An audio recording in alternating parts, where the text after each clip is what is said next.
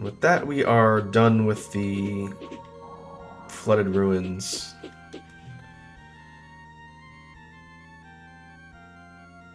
I think we're good to go and check out Area 6.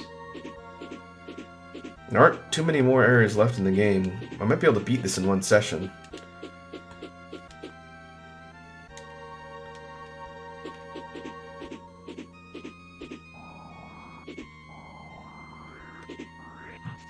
This area up in the north is an ice-based locale.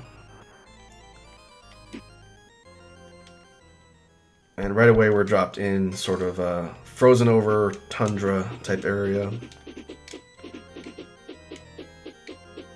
And if you fly straight up, we get another potion vial. And you would not know that was there unless you flew all the way up to the top of the map randomly. What we'll do is we'll travel along the ground and make sure there's nothing that we need to get around here. But just like I mentioned before, if you really wanted to, you could just fly over the whole map and avoid everything.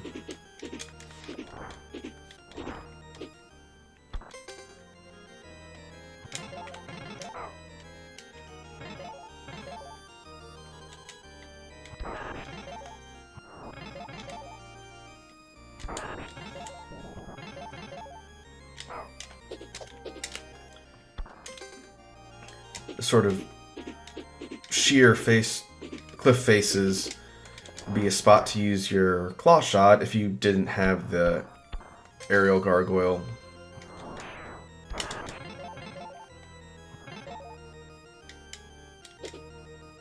Oh. Alright, that's it for this section.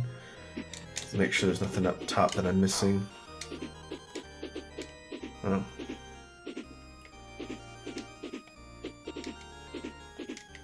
There's more than one path up here.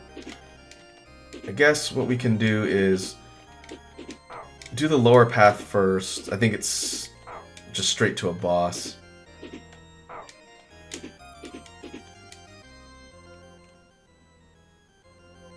Oh no. Not yet.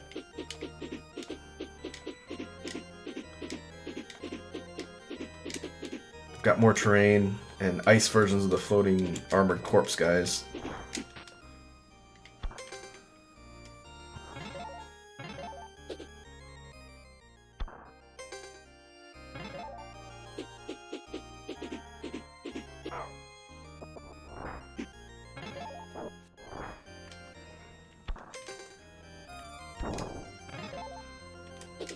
I should probably be slotting in my skull talisman when I break those and try to get some health.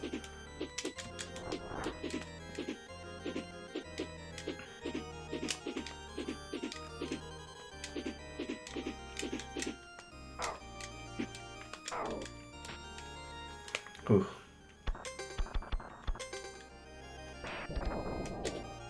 Ah, full heal. That's nice.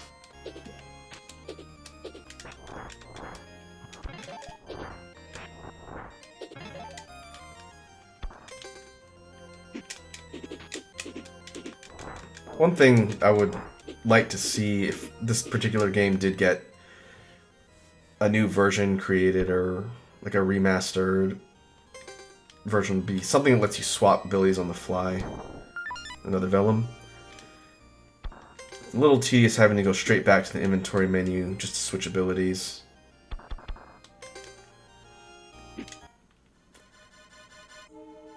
Alright, boss time.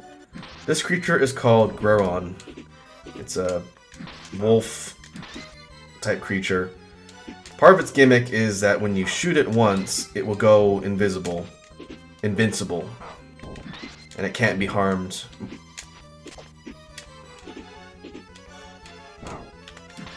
In addition to that, this particular boss will breathe ice and is very nimble. And didn't have to burn healing on this one.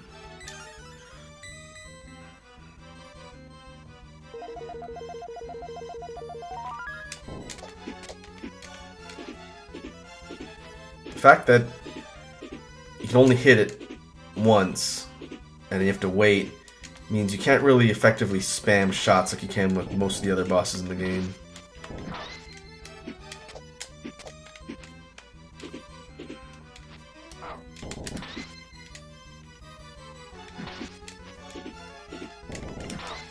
Overall, it's a really neat sprite.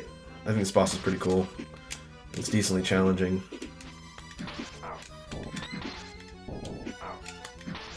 I might need to use more than one potion.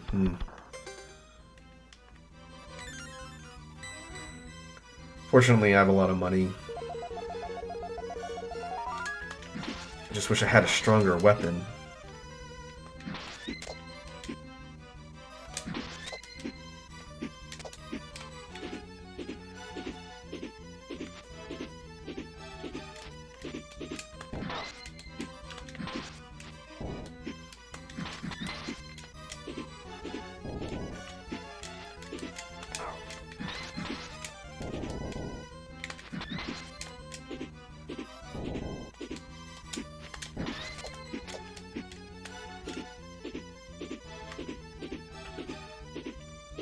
It's also worth noting that the Goron won't attack you when you're way above it like this. It'll just sort of sit there, growl at you.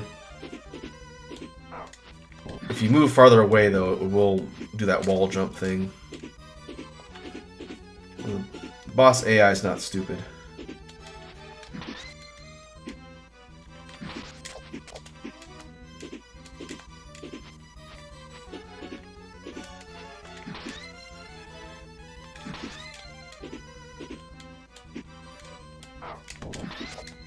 I guess you get sort of baited out by moving away and getting it to pounce.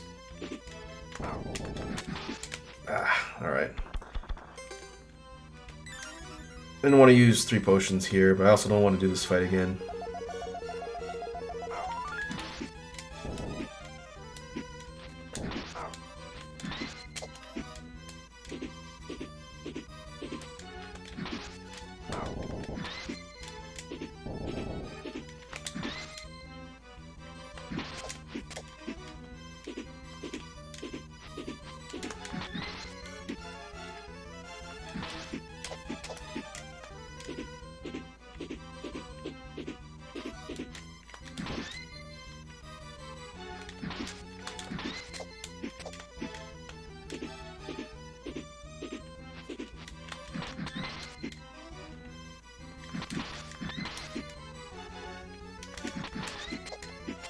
Hasn't changed color yet?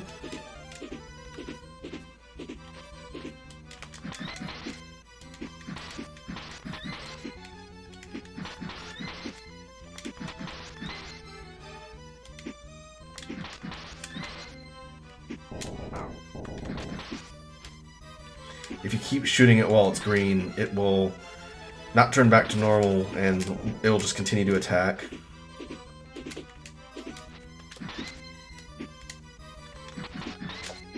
I think it's changing color.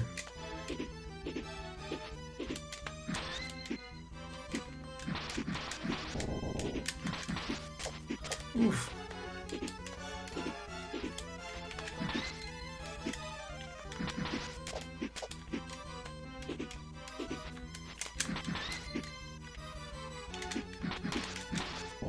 Ah.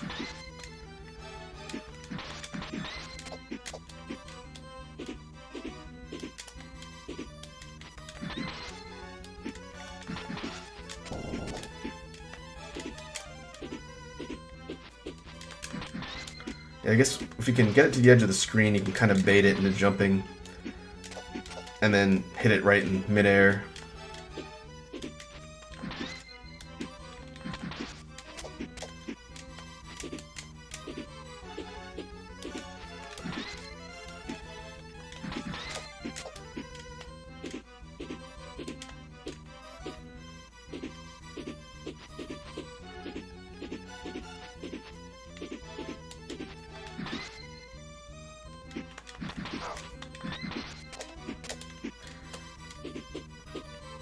If I die here, I'm going to come back.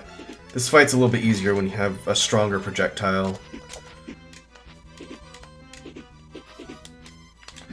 Ah, Was it 3 pips? Yeah, okay.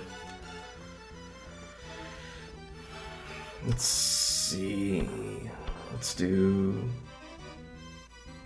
Yeah, let's do this. We'll re-enter the stage and go in the upper route.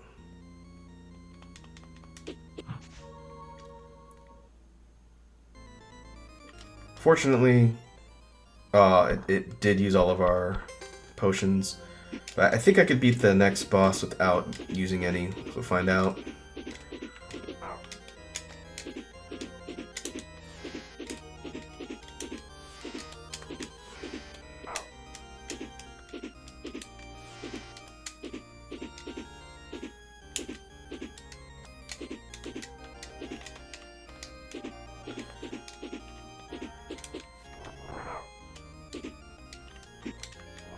Alright, we'll go in here.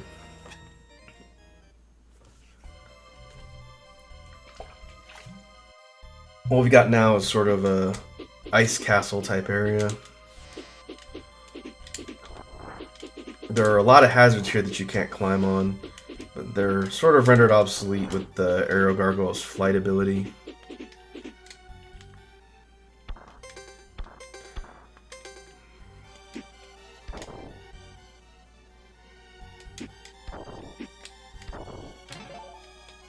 Breakable wall.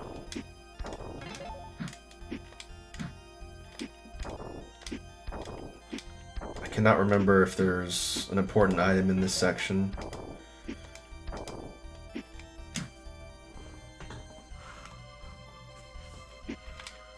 Well, we can try and break all the blocks and see. If nothing else, I'll get health out of it.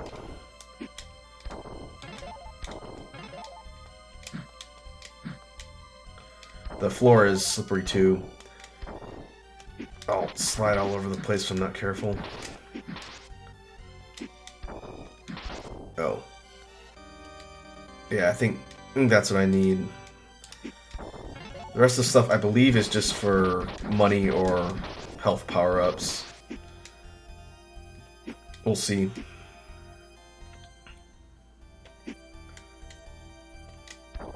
But I'm one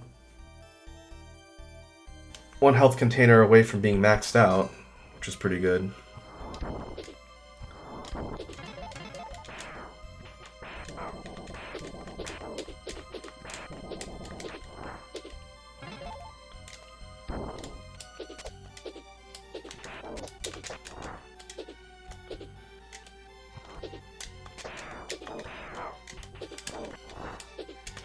We'll go Aerial Gargoyle here.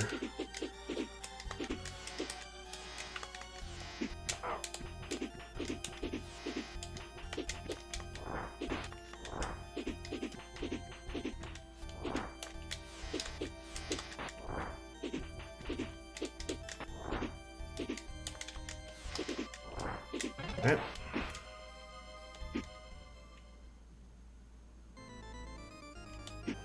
And now we're back outside.